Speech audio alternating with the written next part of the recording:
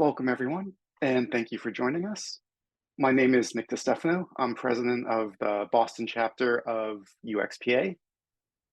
We're one of over 50 chapters worldwide supporting people interested in and practicing in UX and related fields. We hold monthly events with expert speakers, an annual conference, mentorship and educational opportunities, and more. We have tonight's session set up as a webinar. So we encourage everyone to set your chat to everyone if you want to post anything, and use the Q&A button if you have any questions. We'll be reviewing them at the end of the presentation. And just a reminder to be kind when you ask questions or interact with anyone with us tonight, and remind you that you can find our code of conduct at our website at uxpaboston.org. Tonight's event is a special edition of our monthly speaker series in conjunction with World Usability Day. World Usability Day happens the second Thursday in November, and it has been happening since 2005. Every year has a different theme, with this year's being collaboration and cooperation, with the idea that in order to solve the world's biggest problems, we all need to work together. And then following tonight's session, you'll be able to find a recording of it on the UXPA Boston YouTube channel. I'll post a link later, but you can also use this QR code to find the channel and subscribe. And then if you're not a member and interested in joining, membership is free.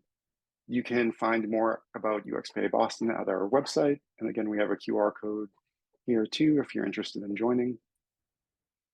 And one thing we like to do at the beginning of all our events is if someone's looking for work or hiring, if you want to post your information, whether that be your portfolio, your professional page, or a listing to a role you're looking to fill, you're welcome to put that in the chat to help you connect with people. We also have a job board on the UXPA Boston website. And if people are interested and want to check just in case too, we have access to all the US state WARN notices, which is where any state might put legally a warning of any impending layoffs too, if people want to check. So that's all on our website if you want to take a look there. And in terms of tonight's event, the topic is pair design practices with Zachary Gabbert, senior product designer at Humana with their Experience Center team. And with all that being said, I'm going to hand it over to Zach. Yeah, hi everybody. So I'll go ahead and share my screen, and that looks hopefully good. Awesome. So thank you all for joining this talk. Today I'm just going to be talking about the concept of pair design and its benefits for that design practice. I'll go into its method, some examples of use, and how we use it kind of briefly in the Humana Design studio that I work in on the Experience Center. I hope this is all really informative. And at the end, if there's any questions or any comments about your design organizations or how design pairing might be adapted to fit into them in any capacity, from a small session all the way to just interest in a general sense, I'd love to hear any of that or answer any questions you had toward the end. So let's go ahead and get into it. So who am I? To start, my name is Zach Gabbert, as Nick said. I'm a senior product designer at Humana's Experience Center. I lived in Boston for 3 years in Charlestown, but have recently moved to Providence, Rhode Island. So still semi-local, regional, I guess you could say. But I really enjoyed my time in Boston, but am also glad to move to a smaller city in Providence. Originally from Kentucky, and moved right at the beginning of the pandemic, which I'll go into in a second. But yeah, really excited to be here and excited to kind of share what pair design is. So every designer can kind of recall a time where they've been working on like a set of mocks or a story, some sort of interaction.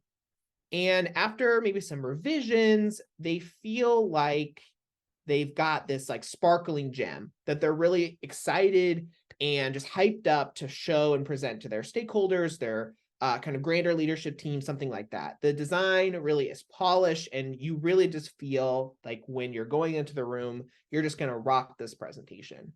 But when you're in there, you're being greeted with some maybe less than stellar feedback. They're kind of asking you questions about why you went this direction.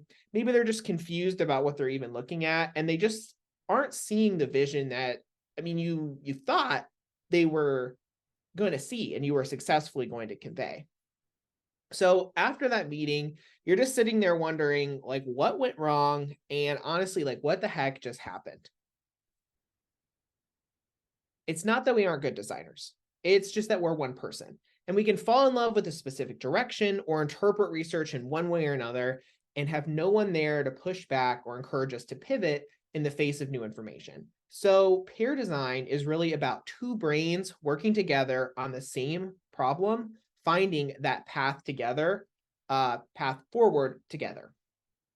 And I'll go into a little bit more of the details. So when you work with another designer in a pair, you're verbalizing your ideas. You're explaining and rationalizing them as you're designing. So that other person is there hearing your explanations, receiving them, and qualifying them back to you. You're working through a problem together, kind of ping-ponging these different ideas back and forth with each other and coming to consensus as you go along.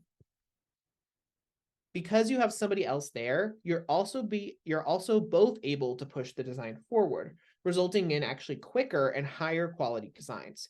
You're forced to explain and rationalize your ideas, not only to them, but them to you, and you're generating that constant feedback loop that makes for a more informed and more penetration tested designs. In preparation for presentations, you have that partner who has all of the context the same as you, so their feedback is informed and relevant. And of course, having the camaraderie of another designer helps with morale, helping you through those times when you have demanding stakeholders or difficult timelines that you're really trying to meet. I'll go into some of the more methods, roles, and some of the other examples I have of pair design kind of in the wild or in action. But it's important before we go into this too much about talking about what pair design isn't, especially as we continue to define some of its specific attributes. So pair design is not just simply a close relationship with another designer where maybe you're checking in occasionally or you have some sort of scheduled critique of each other's work before you're going back to your respective corners. It also isn't just submitting more designs to either your manager or the design team at large for criticism and feedback. Pair design really is a method of collaborating and working together that would require many organizations to really shift how they're viewing design and how designers are working together if they were to institute it at scale.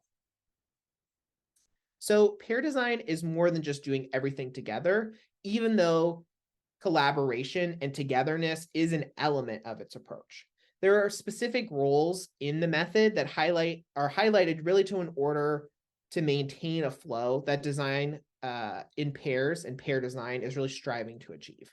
That's what we call the generator or the driver, someone who's generating and coming up with various ideas. And then we have a second role, which is the synthesizer or the navigator. And this person acts as an analyst to the designs, giving feedback to the generator and keeping in focus what the design is needing to do and what it's actually solving for. So let's go a little bit more into each of these roles before talking about them kind of working together and how they might work in action. Generator. So the role of generator is really true to its name. When you're in this role, you've got to be comfortable pitching ideas to your pair. The generator has to be comfortable coming up with ideas that honestly might be a little bit half-baked, but putting them out there and getting feedback on those ideas. You've got to be humble in this role, able to really iterate forward with your pair instead of shying away because you're afraid of the feedback they might give you. Pairing really is an exercise in candor and courage. Being in this generator role means you've got to really be fearless in suggesting ideas, really ready to lay out a sequence or a solution without really worrying about how it's going to be received. You might not have all the answers, but you're willing to brave the void and really spark creation into it. And if the generator is the maker, then the synthesizer is the appraiser. Seeing the forest for more than just the trees, this role is about keeping a keen eye on what the goal is and what stakeholders are expecting. As ideas are being presented, you're the one asking questions, trying to understand how well the ideas will hold up to scrutiny in a kind and empathetic way to the generator. This role is about giving feedback and moving the iterations in the right direction as business and user needs are considered, always thinking about rationale and how they would justify the designs if they were to be presented. So in theory, these roles seem maybe starkly divided or even adversarial, but really in practice, they're actually meant to be not at odds with each other, but actually at odds with the problem itself or what you're trying to iterate toward. And they're actually in cahoots with one another. Designers will take on both of these roles at one point or another, switching between them. And they are there to help assist actually on the ground when you're in kind of the proverbial design trenches, more so than being philosophical points of reflection. They're really there to help isolate roles and how someone within a pair can kind of help move along the process. But when you're exercising one role, the question kind of is asked, when do you know how to switch to the other? If I'm generator, how do I become synthesizer? If I'm synthesizer generator, is it a timing issue? Is it about how a project is set up? And to some degree, it does depend on those sorts of things. The situation, the scenario play into when it makes sense to switch. Sometimes there are natural points in time that switching makes sense, like completing a design story, or maybe some other task. You're switching from research to analysis, or you're switching from making a presentation for a stakeholder to fulfilling user stories. Something like that might beget a natural point in time where it makes sense that you might switch from one role to another. But in other times, it might just come from necessity. Maybe you're been a generator for a while, you're kind of trying to find a solution for a user story or something of that nature, and you're just out of ideas. You've kind of been going for a while and you just want to give somebody else the chance to kind of take the reins, throw some ideas on a board and see if that might be a better way to move forward if you feel like you're stuck. It's really up to the pair to see what seems right and to be communicative about what makes sense to do in the moment. A switch up really can bring out new, fresh ideas, and it also depends on your organization. Different studios that use pair design sometimes have a generator and a synthesizer all throughout the same project, where they're kind of occupying semi-permanent roles.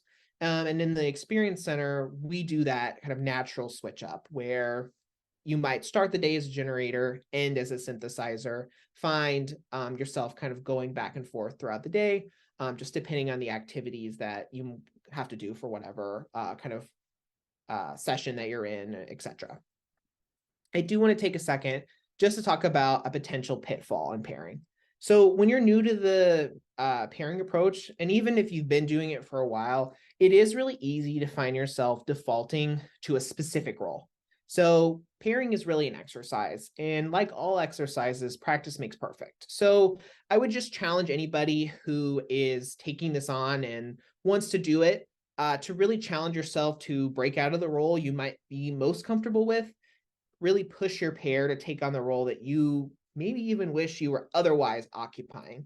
So if you maybe fall into the camp of being that person who always wants to be first to the board, throwing ideas out there and just kind of putting things down, it might make sense to push yourself, hone some skills of that analytical role, where you're kind of employing some like empathetic skepticism, something like that, and letting your pair actually be the one that's trying to put pen to paper, in an exercise to kind of hone the skill that's latent within each other and latent within each role. So when people hear about pairing for the first time, there are often a lot of questions about if a pair of designers is actually really needed. Asking some questions like, well, can I just do both jobs myself? And I'd say that maybe it's possible that you could do both roles, but it isn't necessarily just as easy as being able to create and self-edit. When you generate an idea, you do come with that bias that it's a good one, right? You just made it. It's awesome. And it's difficult sometimes to then turn around and have the same level of criticism that you need to actually react to it and to determine its viability or just the reality of the situation. When in another form and design pairing, you have that other person who might be readily able to give you feedback and help offer a counterexample of when your solution might not work as well as you originally thought. proposing other avenues for you to pursue, or even just presenting insights and feedback from other meetings that maybe you had forgotten or slipped your mind, bringing them back into the fold and allowing you to generate with those in mind. Sometimes even just having to vocalize and articulate your thoughts to another person, like out loud, helps both of you determine the best way forward. For a team at large to brave both of these roles, I think you run into some other risks. Maybe the idea of too many cooks in the kitchen, defaulting to the ideas of maybe the most senior designer, or if it is like a whole team kind of endeavor, maybe your design leader, or maybe even becoming defensive in the face of a team's worth of feedback when you pitch something that you've been working on and kind of hold dear.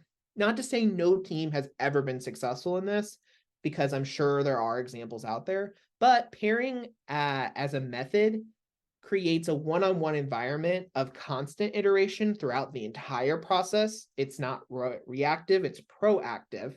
And it really rests on this foundation of trust between two people where there aren't any hierarchies and you can really work together to be solving one problem together, instead of trying to compete and have like dueling whiteboards or something like that, where there's a better idea or a best idea. And instead, you can make the best idea together with taking different pieces and parts of each other's kind of commentary and feedback, ideas and suggestions, things like that. So now that we've talked about roles and we've set up kind of the general basis of pairing, kind of the spirit of it in a sense, and the roles generally within it, that's all well and good. But where's some of the applications? So I'm going to go through a couple of stages of a process and kind of understand where pairing is maybe a little bit easier to imagine than others. So research, for example, is one area where pairing can really shine, and having a pair actually makes some of the operations of it a bit easier. So I'll go ahead and say that not all product UI UX designers are going to be doing both design and research. At the studio, due to the nature of us kind of working on small projects that are meant to kind of incubate something, do a lot of pilot testing, etc., we do both the research and the design. I think we could have a different discussion about, at scale, if that makes sense to do or not. But we find that that works really well for our purposes. And so in preparing for research, these roles that I described, synthesizer and generator, can kind of be utilized just the same as described. When deciding research goals or making discussion guides that we use, the generator is in writing instead of maybe designing mocks or putting something into Figma. So getting pen to paper, they're pitching directions for the sessions to go, questions to ask, things like that. While the synthesizer is really qualifying what's being written, debating if a prompt or a task is getting at the goals that have been established, trying to really think about the syntax and the diction that the questions are using, and really trying to reflect back on your kind of user personas or just your general knowledge of the demographic to try to understand if those are going to be successful, or if there are better options that can be kind of brought forward that might be more in line with what you're actually trying to get at in the goals. Writing guides becomes more of a collaborative activity that's actually enriched by having two authors writing it together, even if when you first start out, it might feel a little clunky and awkward. Now that I've been a product designer working in this way for over 3 years now, it kind of feels natural to have just like a conversation where you're designing it together, you're writing it all out, and you just kind of have a certain rhythm to it that develops over time. As well, when you're actually conducting the research, pairing offers a support system that allows you more flexibility in scheduling, since you and your pair, at least in our studio, share the same schedule. Since we work together full time, there is a lot of ease in knowing that, hey, if I have a spot for a research session, so does my pair, because we work together full time. The generator in this case maybe is the facilitator, guiding the conversation, focusing on generating insights through thoughtful questions, follow-up remarks, and just generally trying to keep the rhythm of the conversation going, uncovering more insights as you come along, and trying to keep an ear open for really good ways and to kind of open some of those users up about whatever problem is that you're trying to get information about. The synthesizer is then taking meticulous notes kind of behind the scenes, jotting down different pain points and noting where in conversation the interviewee is describing maybe workarounds for some of the problems that they face. Whether you're in communications, healthcare, um, any other e-commerce, things like that, there's always kind of user stories out there that having another person kind of keeping note of is really helpful when you go back and kind of review. Analysis. So moving from research sessions to the analysis afterward highlights another important aspect of pairing that I want to take a second to kind of talk about. Both people in a pair are active participants. And there can be a misunderstanding upon kind of hearing for the first time that a synthesizer is more of a passive role. Maybe they're just strictly reacting, which is inaccurate. In analysis, since the synthesizer was actually the primary note taker, they lead this aspect of the design cycle, maybe posing initial questions and those insights to frame the discussion. Since they were responsible for the big picture thinking, the preceding synthesis of research into recommendations is where the synthesizer role can really shine. During this time, the generator is still actively participating, adding commentary and adding their thinking in, maybe helping brainstorm solutions to issues that have surfaced during the research rounds. But ultimately, since the synthesizer had the framing of the research, they are able to kind of lead and weigh in first on some of these. In our studio, we kind of go back and forth. So I might generate for one session and my pair might generate for another, kind of going up to however many it makes sense to do for your round. And so in this regard, a lot of this will come through in like debriefing or when we finally get to like kind of the large summation of research, trying to find those insights and themes.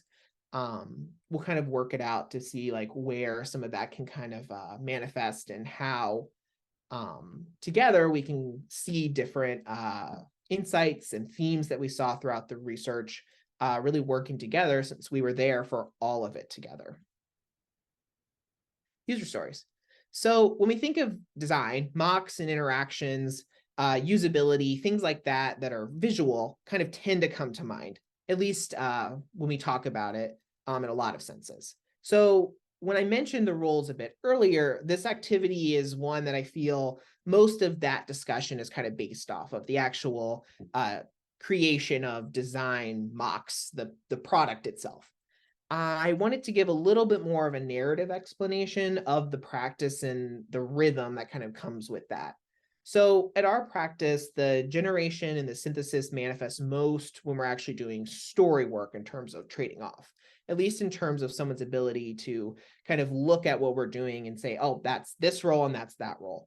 The planning of these activities for the day, for any given day, is done collaboratively, of course, but the synth role is the one kind of typically taking the lead on this, trying to isolate out what is really important for the week, what our product manager or team at large is really needing from us, what the engineers are expecting for our planning meetings, things like that. And while each pair is different, we're really typically checking the backlog for stories that are needing design and attending to whatever is kind of coming up.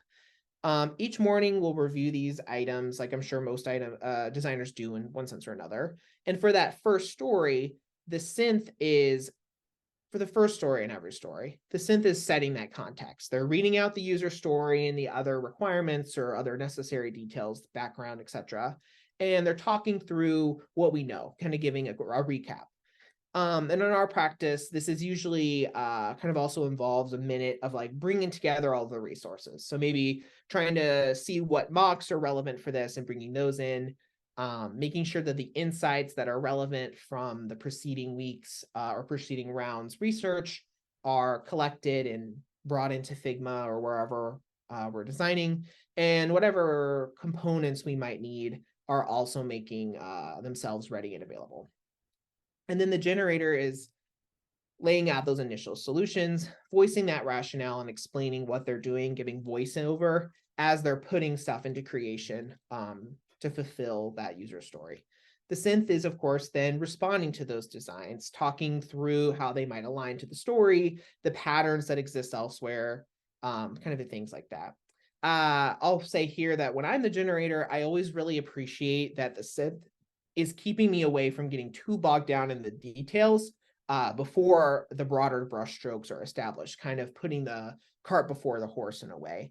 I have a tendency sometimes to really want to make the most use out of Figma as a tool, sometimes really wanting to make every screen at the fidelity it needs to be, instead of laying it all out and then kind of building it all up together. And so I'm really appreciative that the synthesizer role is able to kind of keep their eye on the prize and know that those broader brushstrokes are really critical to making sure that the story itself works out before we're worried too much about spending time and energy on getting the details right. The pair is iterating as that conversation pushes design in one way or another. And as we go through it, we're keeping track of what designs didn't work and where some of those key branching moments happened. At the end of it, you might have quite a few designs that didn't work out.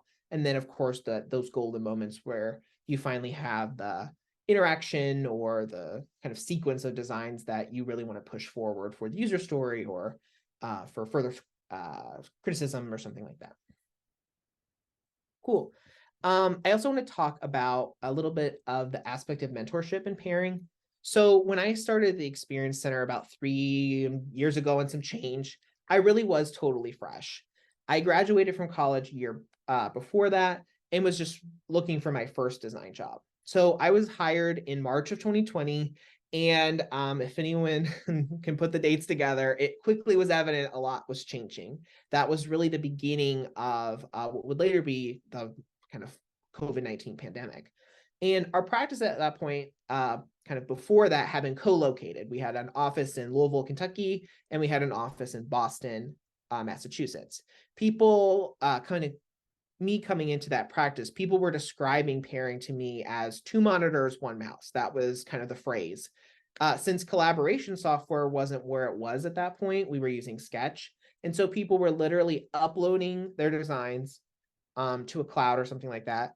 And then their pair was downloading them and then opening up to work as a generator with the synthesizer. I mean, really sharing screen and watching. I mean, it really was 2 monitors, 1 mouse, since there really was only the ability for one designer to actually work on a design at a time. And in light of the pandemic, we had to shift quickly since we were all remote all of a sudden, knowing that in-person work was seemingly like imperative to how we worked. And now that that wasn't an aspect that was possible, we had to react. I mentioned earlier that the Experience Center does a lot of acceleration and incubation work. And during the pandemic, it was no different, especially at the start. I mean, we were busy. It seemed like we had 100 projects going on and just had to get them all out the door as quickly as we could. And this was the environment that I cut my teeth on, kind of coming into the first time, my first like foray into design, if you will. Pairing, in my view, was just such a wonderful vessel for mentorship. In those early days with so much going on, I felt like at other places I may have gotten just like lost in the wave, but having a pair actually be paired with me to like mentor me as we work together was just really helpful and made me feel like I could actually do the work that was being asked of us. Since pairs are working together, there was no division of work. If it needed to be done, I was working on it. There wasn't this idea of hierarchy where some work was for junior designers, some for seniors, some for lead. All of that just went away. There wasn't any of that. If we needed to do research, I was in research. If we needed to build any feature, big or small, I was right there with my pair working. I was able to ask questions. They were able to give me feedback in the moment. And since the model has no hierarchy, like I said, and our studio really believes that, we were just able to do everything together. And I got exposure to all of the process that we were going through. My peers were, of course, much more experienced than me, but just due to kind of how this relationship was set up, they're still open to my ideas, despite me being so green. Being pushed to make these designs that were just appraised right there, right on the spot, and then that feedback loop not only being short, but also kind of inclusive. Like I said, I could ask questions, I could pitch modifications. We really could have that collaborative relationship. And I think that that makes pairing such a strong vessel, like I said, for mentorship, bringing people on that might have skills in something else, but maybe not exactly in what you're wanting for your design team, or bringing on just more junior designers and trying to skill them up to be where you need them to be to take on like work of their own, something like that. Of course, we do all of our work in pairs, like I've said a million times. And so for me, just getting experience doing everything, I just felt more and more comfortable every time we did it. I remember about 3 weeks in, I was in front of a customer virtually, kind of interviewing them and facilitating that session for the first time. Afterward, I had someone who was there with me, who had watched me, my pair, and they gave me feedback. They answered the questions I had. They gave me tips and tricks about how to move a facilitating like session along, especially if I hit snags or if the person in question wasn't as talkative, something like that. Those were all like so helpful to me. And it was like that for the other 100 sessions that we did that year. And that kind of feedback arrangement made me a much stronger designer and so much more in tune with our process because there was no moment that I was ever excluded from any element of it. All work was equal, and that egalitarian model was what I really felt like I needed looking back to bring me to the level that I am today. I'll talk on mentorship a little bit more in a couple of other fashions a little bit later on, but I just wanted to take that second to talk firsthand about the utility of pairing and how I was brought into something without a lot of experience and then felt like after in a short amount of time that I was really getting that experience firsthand. And that bringing designers who are more junior into the fold, it's really tricky sometimes, and pair design makes that a little bit less difficult for us to do. And of course, that they get to do real work that matters instead of anything else. Anchors. So the nature of our work is that there are maybe 7 to 10 projects or engagements that we're working on at a time, that the portfolio is kind of developing out. So pair designs are fully dedicated to one project at a time, as I said.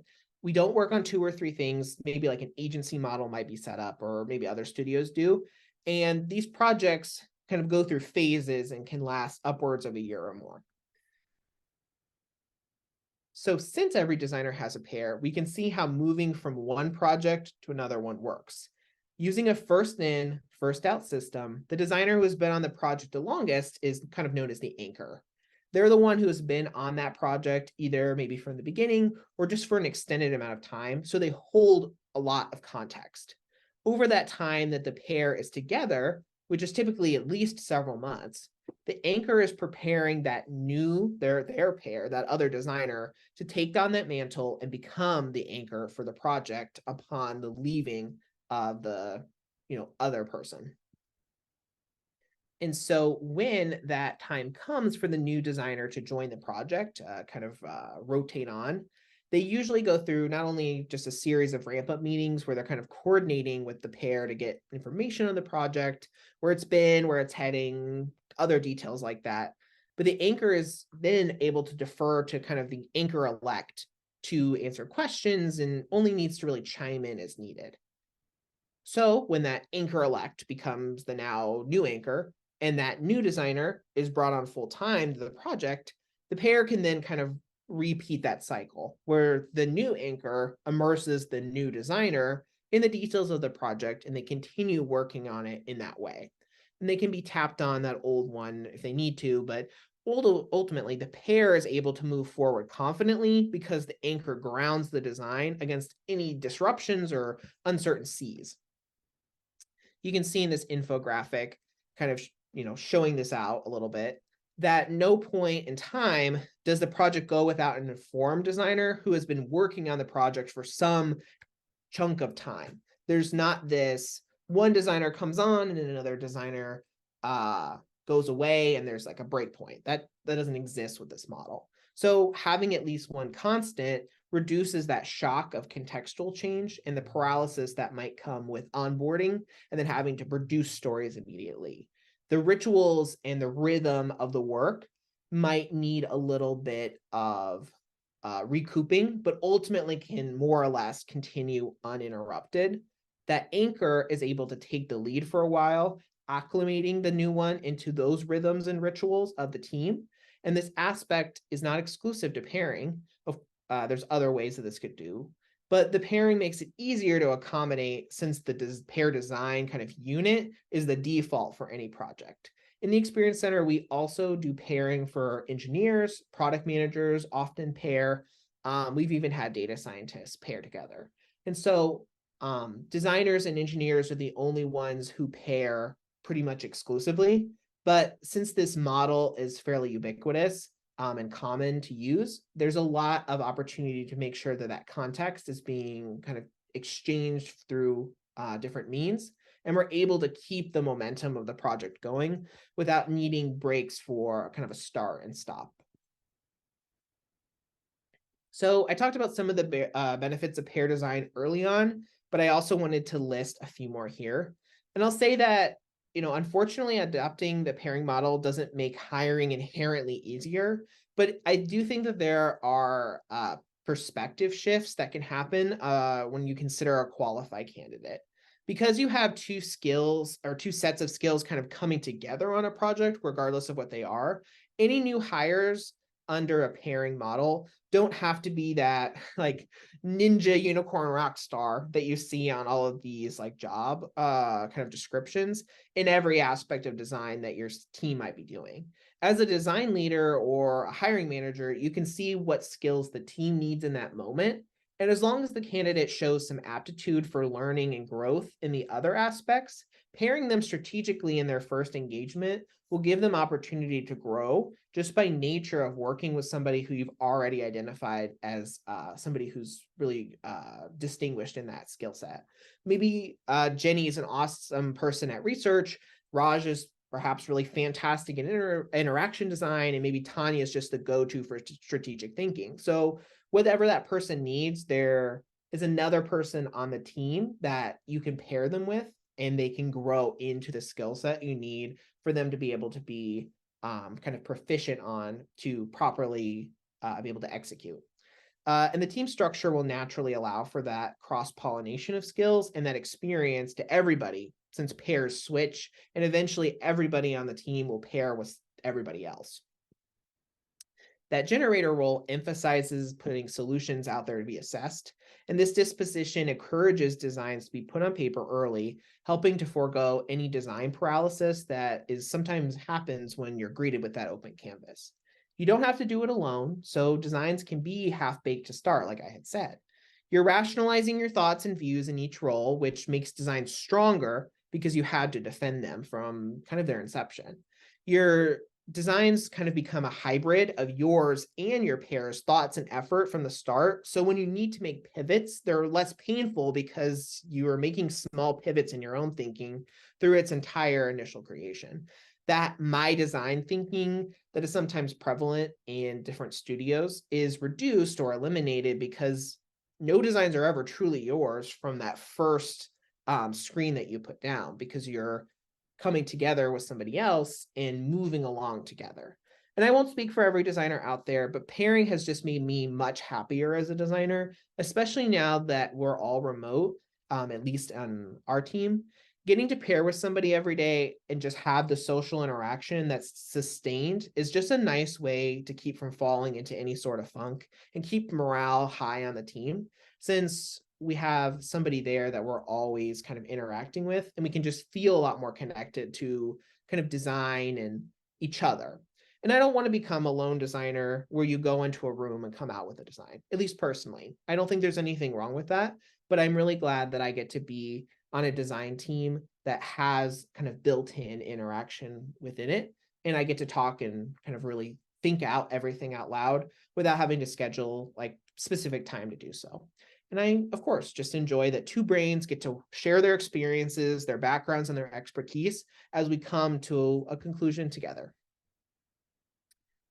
The presentation up to this point has been a lot about pair design, of course, and the examples that I have used about two designers kind of pairing together.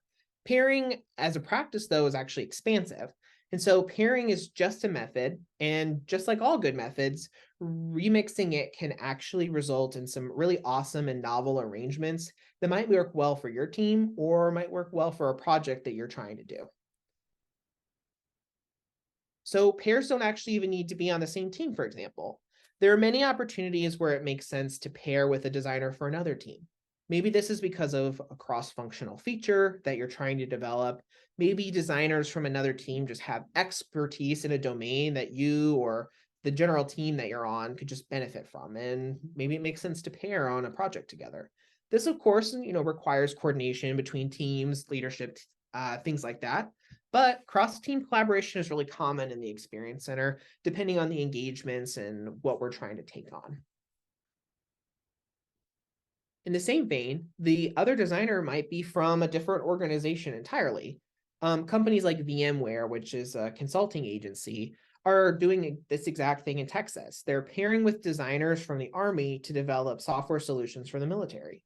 In this case, the client has the institutional knowledge, the military. So the military's operating structures, a closer relationship to the project content itself, being from the military, from the Army.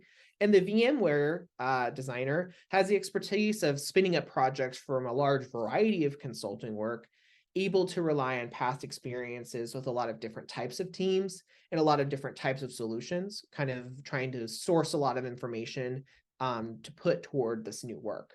At VMware, they're also acting as a teacher, helping to establish best design practices for this specific fledgling design team. Designer is actually a new designation within the Army.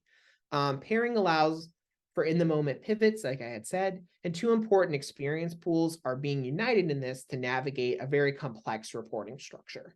Not to mention that the distance to the design is just shortened by designing it with someone who is in an active service, as compared to if it had just been delegated out to VMware designers entirely and then delivered to the Army.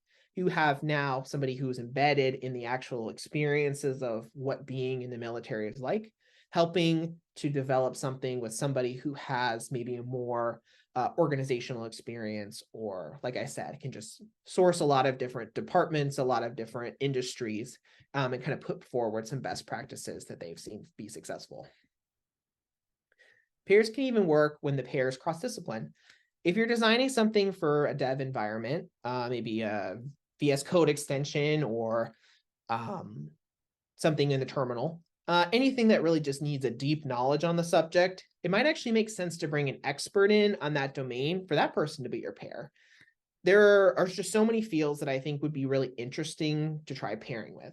For example, I work in healthcare. I wonder what it would look like if I paired with a clinician, whatever that might look like, to develop solutions for just different healthcare problems that we're kind of up against. Maybe a data scientist could be a really awesome pair to have when you were modeling or trying to come up with something that doesn't have a specific UI, but might need a designer to kind of envision what that might look like just to inform the underlying API or data modeling that they're doing. Even a lawyer, somebody who is familiar with the legal field, there might be a lot of really interesting ways of kind of coming together. And of course, it would require a lot of noodling, perhaps, to see what makes sense in an arrangement where they wouldn't necessarily have familiarity with the design tool. But for strategic endeavors, coming up with different models or different approaches to things, even just operationally trying to iron out processes and doing process improvement, this configuration of designer and subject matter expert might be really eye-opening for an engagement to pursue. I kind of will take a second just to give a little bit of a brief vignette.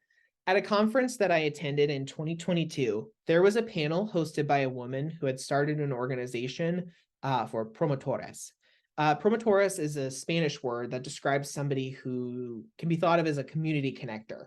Promotores are people who are usually within a Latin or Hispanic community that always seem to know somebody that they know who can help you.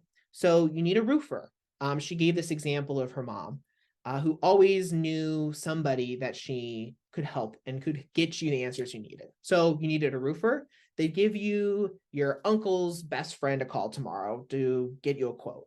If you needed a tip on how to get a wine stain out of carpet, she knew that she could ask her friend who owned the laundromat some tips and tricks that might be good for getting it out. And in the case of the woman who was presenting the panel, she was explaining how the promotores became invaluable during the pandemic since they were trusted and connected in their community for getting the word out about the COVID-19 vaccine. They were able to talk to people kind of on the ground and answer a lot of the questions where people were at about what the questions they had. Much of the information, as we all remember, kind of coming around that time, it wasn't accurate, and there were a lot of myths to dispel. A lot of it was also not available initially in Spanish. So her and her organization were those ones to be able to do that connecting work, to able to dispel information, help people figure out where and how to get the vaccine, how they might coordinate work shifts, or where the closest clinic was. And her promotores were frontline community workers, even if they didn't officially carry that title. I bring up her story because she insisted in her presentation that when these universities would approach her for potential research, that she was really adamant that one of her promotores from her organization was embedded on that team, since ultimately their knowledge was the foundation of what the studies were being funded to do. And these promotores would be more or less the community guide for where these researchers would kind of being connected to different community members. So designers are always talking about human-centered design, and we always are wanting to bring our products closer to users and customers. Pairing is a method that could really make the most out of an embedded community member. If we're designing solutions for any given population, how would that product change if somebody from that group was directly involved in its building? What could we do with someone who had that deep community and cultural knowledge on the team to actually inform the directions we are going, give feedback in the moment about what we were doing and how we were thinking of these problems? What could be accomplished if we were doing that? I think these are really important questions to consider, especially as we see different approaches for things like co-creation and community participatory research. And I think this could be a really interesting method to use in those approaches. Pairs and pairs and pairs. So pairing works in a kind of an endless variety of configurations. Two designers on the same team is sort of the standard a way of enacting it. If you look at any kind of exploration or explanatory articles, things like that, that's usually the configuration. But it really can happen between different types of designers, different types of subject matter experts, as long as both members of a pair are committing to put their all into something that might need iterations of its own in terms of their working relationship. Then I really see no reason why there has to be a super rigid rule around pairing. As I said kind of earlier on, pairing is not meant to be this philosophical approach, but really just there to help actually guide people on the ground to actually do the work and have like more informed designs put out into the world. And so I think that raises the question of what makes a great pair. How does a pair work well together? Successful pairing can really happen regardless of discipline, like I had said. And there are critical traits, though, that I think will really help ensure effective pairing. First and foremost, pairs combine experience and expertise. So having differences between you and your pair actually makes your relationship stronger, not weaker. Those differences might mean that you need to have really strong verbalization skills in order to rationalize your approach, explain your background, explain where you're coming from, and then explain any feedback you might have for your pair. You won't know everything when you first put pen to paper, and the nature of pairing really amplifies that. You have to then, therefore, be willing to try something in good faith with the understanding that it might work and it might not, and that the person who you're working with, that you trust enough to give you not only candid feedback, but that they're kind and empathetic about doing so. So when those ideas are being thrown into the ring and you're not necessarily sure if they're the right direction or not, but you want to try, that your pair is giving you the best reaction they can to say, okay, I'm going to critically think about this and actually give you candid feedback. Yes, I think this could be an awesome way to go, or no, I'm not sure this is going to work for whatever reason. As well, long and short-term thinking are important pretty much in all design work. but you have to think about what you need to do now and what solutions can be saved later, kind of going between those two roles. Synthing and generating swap between focusing on the instance in front of you and thinking about how that instance fits into a system. With a solo designer or somebody who's kind of responsible for their own work, they're of course doing this all the time. But when you're focusing on that role and then you're switching, that can sometimes cause a little bit of altitude sickness. And that's just something that kind of comes with time that you'll get acclimated to and will kind of eventually overcome. So that kind of comes with it. You might experience that if you were to start doing pairing full time. I know I definitely did, trying to kind of switch between these roles in the beginning, and you just kind of get into that rhythm over time. So maybe some of the most potent kind of information here is how would I actually try out pairing? Pairing requires a fundamental organization shift if you ever want it to become the default. And so therefore, I recognize that for most designers, or really anybody wanting to try out pairing, that really is probably not an easy thing to do. And there's probably going to be some uphill battles involved, to say the least. That might mean that you got to start small and just try different iterations of this if you're interested in trying it on for yourself and scaling up from there, if that makes sense. While not optimal, it might be your only choice to pair just as you can. If you look for somebody within your organization, I would be my recommendation that you look for somebody in your organization that you trust and just pose the question and see if they'd be open to trying out pairing. Just seeing if they have some scheduled time that might make sense to do it. And even though working in a pairing situation, the benefit comes with the context that comes over time, just giving into the rhythm of pairing is sometimes one of the harder things to do. And it's more than okay that it has to be done initially in some of these small bite-sized blocks.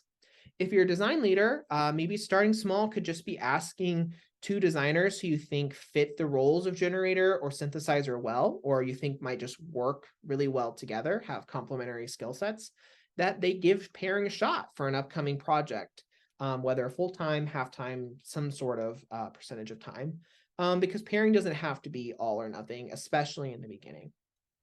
If you're hiring, maybe it's about thinking through how your interviewee might react to pairing. There's nothing to say that you couldn't gauge a potential hire's willingness to participate in that practice if they were to join the team, with the intention that maybe over time you have enough people on your teams that are interested in trying it, that would make sense to institute through some sort of pilot period. As a person who's in a studio who does do pairing full time, we ask candidates that all the time. Some of them are a lot more willing and a lot more open to the idea than others. And I think that just informs like how we know how to move forward with, since that is a pretty foundational part of how we do design.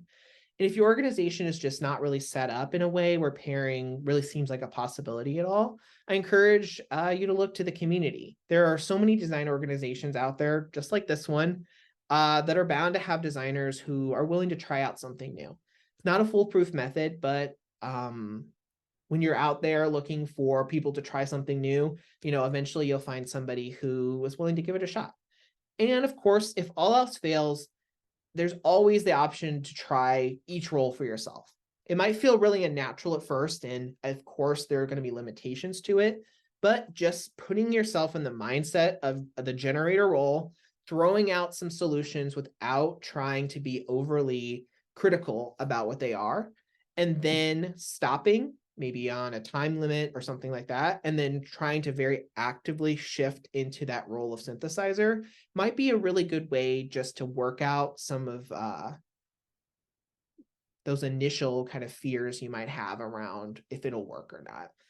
Not perfect, but at least you'll get some sort of experience thinking about the roles and doing that context shift to thinking about like where they're actually standing from and what they're meant to do. So let's turn to the original example that I gave and see how pairing kind of changes some of that lead up process to the stakeholder meeting.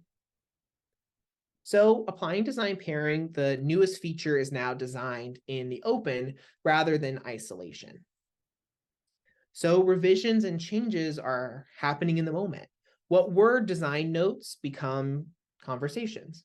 Commentary that was reactive to a finished design actually is becoming proactive in the moment, and those adjustments are being made as necessary.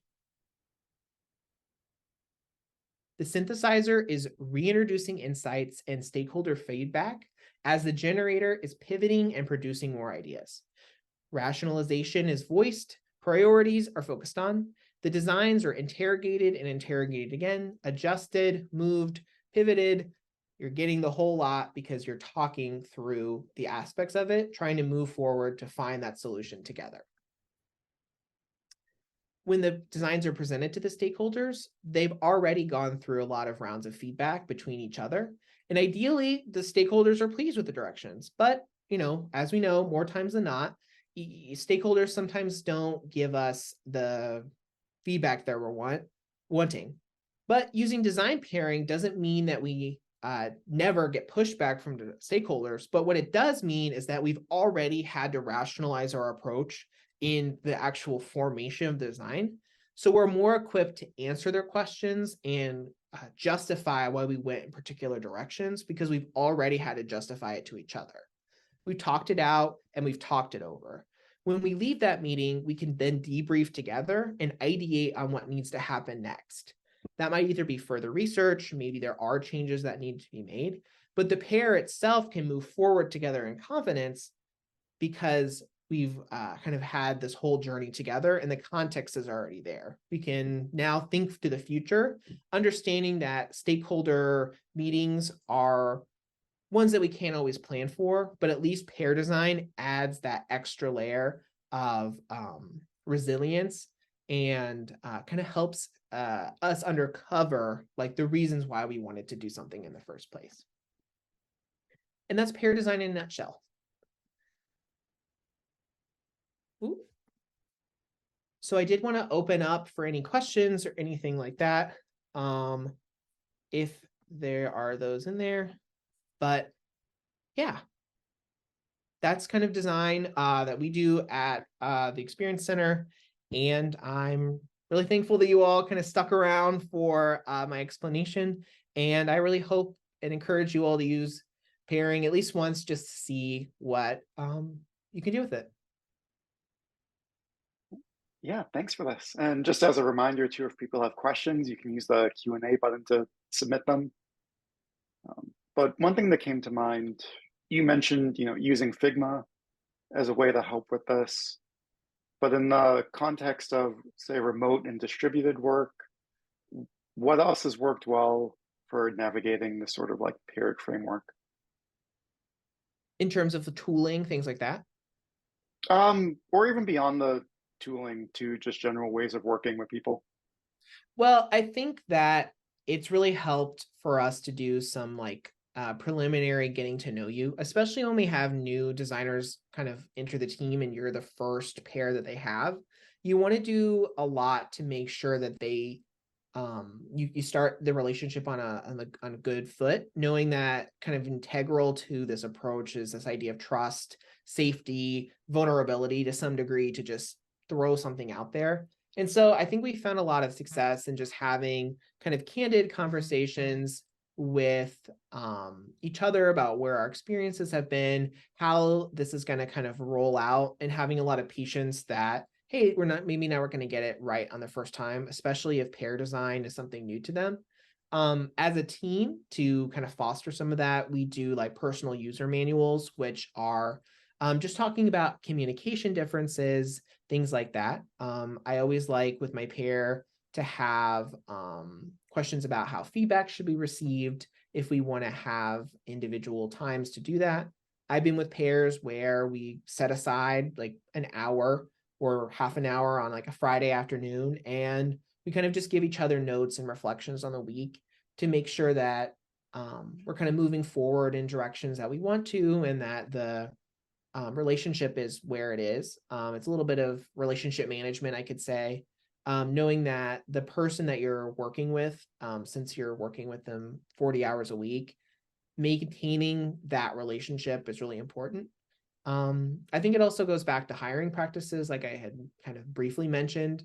We takes a long time for us to hire. I think that's one of the potential negatives, maybe a potential positive in a way, that it takes a long time to hire. But when we do hire, we're really sure of the person because we know that all of the people on the team have endorsed them for being somebody that they'd be happy to pair with.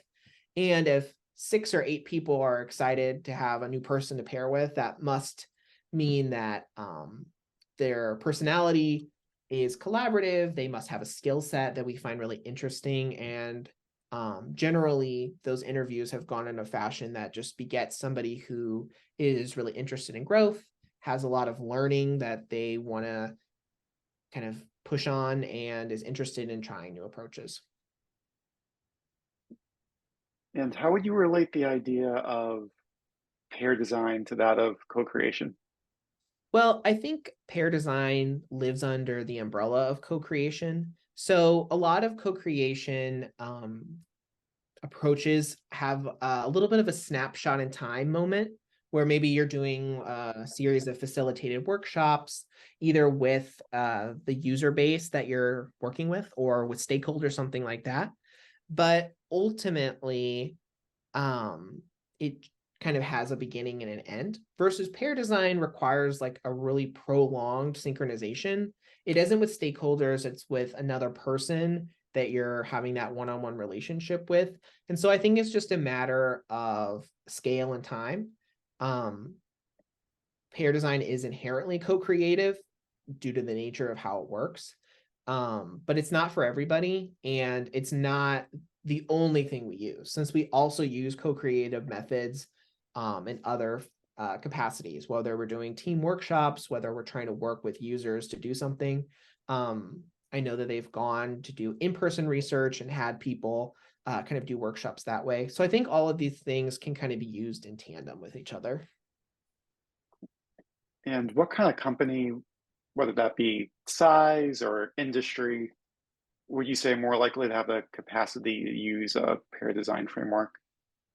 Well, I think it's not necessarily about time, or rather not time, but like size as much as it is about some of the buy-in. I know that organizations see value in different ways, but the ones that see value are the ones that will ultimately understand, especially if it's a client relationship, that there's value in building and maintaining the product with somebody who is involved in its actual creation. So if you're an organization that works really closely with an agency or something like that, and you just don't want to be the one receiving it, pair design might be an interesting way of making sure that when you're taking on like a much larger product or tool or something like that, by having that embedded product manager, designer in this case, engineer, that person's coming back with a lot more information about how to maintain it, why there were certain design choices made, why the engineering repo was made, depending on the discipline and the configuration. Um, and you have somebody who was involved and knows like what the why was. I think if you're talking about true organizational pieces of it, it's also about leadership teams who are really interested and have buy-in and upskilling their designers to be maybe more full stack or to learn research methods or something like that, and kind of enabling them to take on like different aspects of things. So maybe if you're in a design organization that isn't doing hardcore user research or something like that, where you're really needing like the minute percent changes, then having like full stack quote unquote designers where it does make sense that you're kind of upskilling in one sense. Maybe somebody's really good in strategy, someone's really good in interaction design, someone's really good in research, and you're just coming together to incubate something or make features that can then be kind of studied like when they're in production, might also be a really good kind of organizational structure. So yeah, thanks for spending the time with us tonight and presenting. Yeah, If people thank are you all for interested having in, and if people are interested in learning more, connecting with you, where do you want to be found? You can find me on LinkedIn. I think it's just Zachary Gabbert. Anything like that. Yeah, if you want to connect or have any questions, I'm also available at Zach, Z-A-C-H, period Gabbert, Gabbert at gmail.com if you wanted to send me an email, anything like that. Cool. So yeah, thank you for spending the time with us today.